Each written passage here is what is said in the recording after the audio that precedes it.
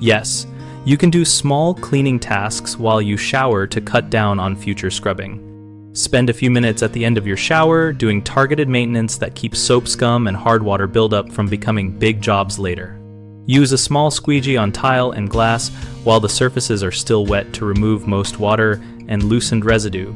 Then rinse the squeegee after each pass. Keep a spray bottle with a ready mix of 1 part white vinegar to 3 parts water in the bathroom and mist tile and glass quickly as you finish. The vinegar will neutralize mineral deposits and soap film, and you can either leave it to sit or rinse it off with warm water. Wring out a microfiber cloth and swipe down fixtures and counters to pick up stray hair and soap drops. Microfiber traps grime without scratching finishes. For grout lines that start to darken, carry a small toothbrush and apply a paste of baking soda and water in a thin line, scrub briefly, then rinse. Doing this weekly prevents deep staining. Store these simple tools within reach of the shower so the extra steps take less than 2 minutes and become routine.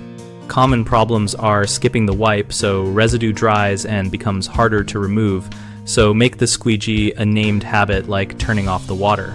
Another issue is using cleaners that leave streaks or damage sealants, so stick to diluted white vinegar for mineral buildup and plain water for rinsing, avoiding abrasive powders on delicate finishes. People often forget to tidy hair and soap containers after showering, which invites mold and clutter. So take one final pass to consolidate bottles and toss hair into a small bin.